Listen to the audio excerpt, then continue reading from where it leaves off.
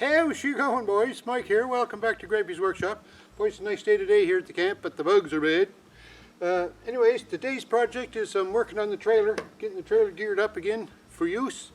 And you know what happens with trailers when you park them over the winter? The lights never work. So what our project is today is I'm going to make up a little jig, I hope, test box for checking the lights on your trailer, so you don't have to back the car over and hook it up that way. You can just plug into this connector and go ahead and test your trailer light. So let's go see how I make out. Well, it sure is a nice day outside, and I'd like to be outside working, but the bugs are just too bad today. So I'm in here. So what I'm trying to do is make up a test box so I can test the trailer lights. And what I have in my trailer is I have a 4-wire flat connector like this. This is the end that would normally be on the vehicle, right? And this plugs into the trailer harness, and that lights your trailer lights. There's lots of different kinds of connectors you can get for trailers, the round ones, 7-pin, things like that. But this is what I have, so this is what I'm going to go with. So anyway, I'd like to get this car end of the harness incorporated into some sort of a test box that I can use and just plug into 12 volts, plug into the trailer, test the lights without having to bring the car around and hook it up to the trailer, because that's kind of a pain. So the first thing I did was I made myself a box. Isn't that fancy? Just junk I had laying around, right? I also have a couple of switches. And then what I need is, I need a 12 volt power supply to run all this. Oh, here we go. So what I have is just, I had just one of these, plug in the cigarette lighter connectors. So I just peeled the wires back into that, so now I have a 12 volt supply. And I'm going to use all this, put it in this box, and it's going to tie into my battery booster box that I have, right? There's a 12 volt plug in the end of that, so I'll just plug that in there and I'll have my 12 volts. Okay, lesson time. Pay attention, I'm going to ask questions later. So this is what I'm going to end up doing. This is all going to be in the box right here. Alright, that's going to be my box. So here's my 12 volt supply. So I'm going to come off the top of that 12 volt supply and I'm going to go to the single pole, single throw switch here. And that comes down and it'll light the 2 running lights. In the center position it's off. When I swing it over here to the left side, it'll light the left light. Swing to the other side, it'll light the right light. So that should be able to test my trailer lights with a system like that. Okay, in preparation for this job, I've drilled a couple of holes here in the box for the switches. A couple of holes at the back here for the wires. I'll put my 12 volt supply in this hole. And I'll just tie a knot in that to keep it from falling out.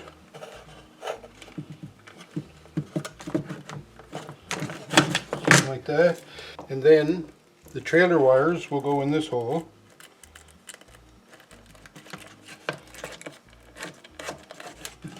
Kind of a tight fit, but they fit nonetheless.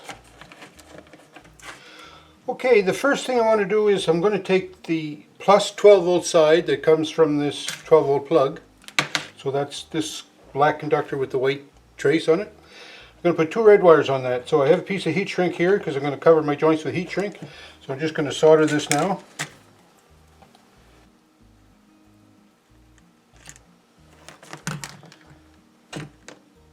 Okay, so that's that joint made. So now these 2 hot leads, one of them is going to go to this single pole, single throw switch. So we're going to set up and solder that on there now. So we'll tin this wire first. By tinning it, that means just putting a little bit of solder on it. Then we'll insert that into this terminal on the switch, and then with a little bit of solder, we'll make sure that that's soldered in there good. Alright, so that's that one done. This center terminal takes a stake-on. So I have a stake-on here that'll slide on there. So what I want to do is I want to take this wire here and I want to tin it just to make sure I have a better connection. There we go. Alright, so this stake-on goes on here. Something like that, and then we crimp it.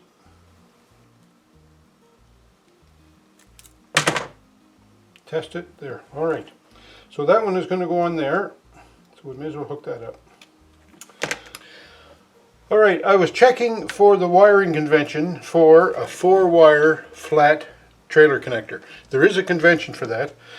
But when I checked that convention and then when I checked my trailer, I found out that I never had a wiring harness, a proper wiring harness to wire my trailer. So once I leave this plug, the color coding is bizarre, right? It means nothing.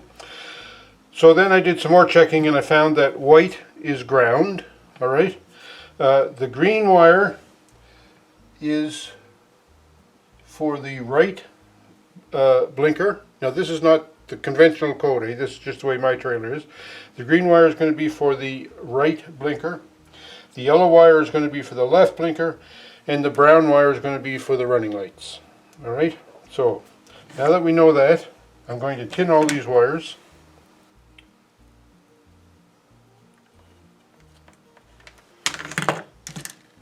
So now what I want to do is I want to join the ground wire, which is the white, to my ground for the system. So that's that one right there, and I want to put a heat shrink on that. So I'll put the heat shrink on here. Connect these 2 wires together.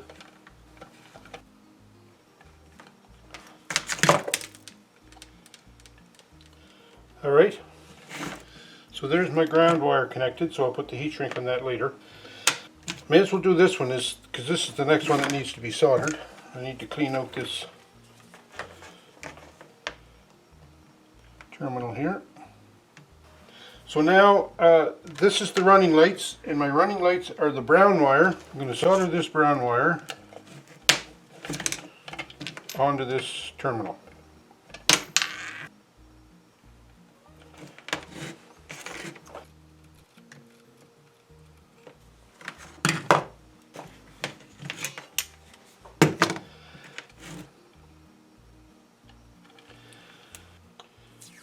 Just to make sure I don't have any problems with this, I'm going to put a little bit of tape around it.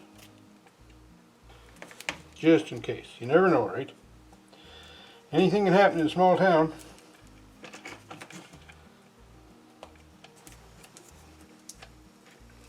Alright, that shouldn't hurt a thing. Okay, so that's the running lights. Now, the left and yellow light, I'm going to just put stake-ons on these. So I'm going to put this one on here.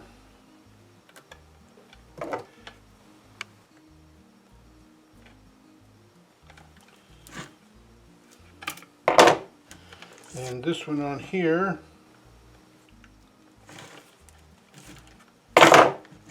So I'm going to put the yellow on here.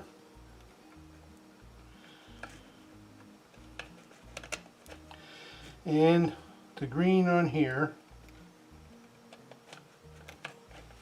Just like that. Now I got my heat gun out. I'm going to heat shrink this tubing on these joints that I made.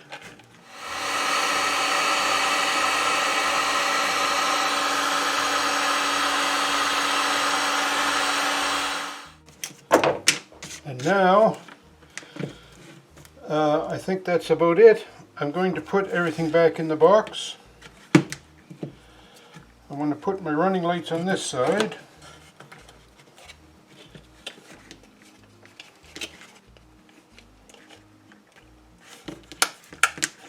Alright, and then on this side I'm going to put my blinker light.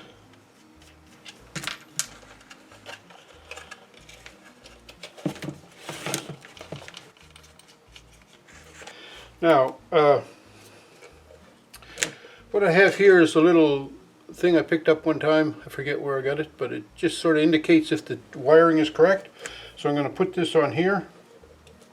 It's hard to see, but this light says running. Left blinker, right blinker. So we'll set that down where we can see it. I'll get my battery pack and plug this in here. And if we turn this on, there should be running lights. And there's the running lights. And then left. And then right. Okay, so that works good. I've got my handy dandy label maker here. So I'm just going to make a label that says left and then right and then running. There you go. And then we're going to print that out.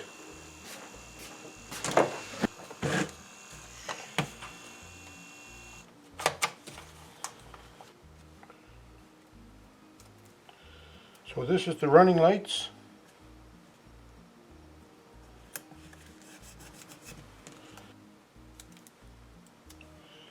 Right there. Oh. All right, a little windy out here today, but so we take our trailer harness connector, plug this into it.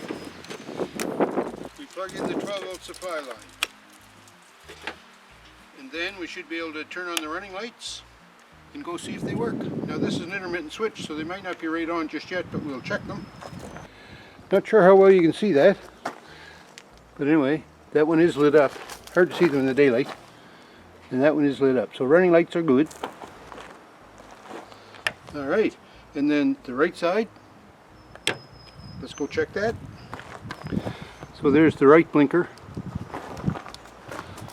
And nothing on this side, so that's good. Okay, and then the left side. And here's the left blinker. So that's good too. Alright, I like it. I don't know whether you can tell, but right now I have the left blinker on with the running lights. Pretty hard to see in the sunlight, but the running lights are dim. And when the blinker, well, that'll be flashing of course, but they're brighter, so it should be good. And also it's the blinker lights that come on for brake lights, so I think it's going to be alright. Alright, my little trailer light tester box. I like it. Too bad about the switch, the running light switch being intermittent. I think I have another one in the drawer there. I'll have to see if I do, and I'll change that out. But it's good, it's going to work good. You know, it seems like every spring after the winter, because I leave the trailer outside and I plow snow up against it, every spring when I go to get the trailer out, the lights don't work, and I always fiddle and fart back in the car up to it to hook up the harness and check. Oh well, now I can do it all right here. Don't even have to move the trailer away from the spot. So it's going to be good. Let me know what you think. Do you think this is a good idea? Do you think this was kind of a crazy afternoon making that little gizmo box? I think it's good. Take care, folks. Don't forget, thumbs up me, leave me some comments too. We'll talk to you.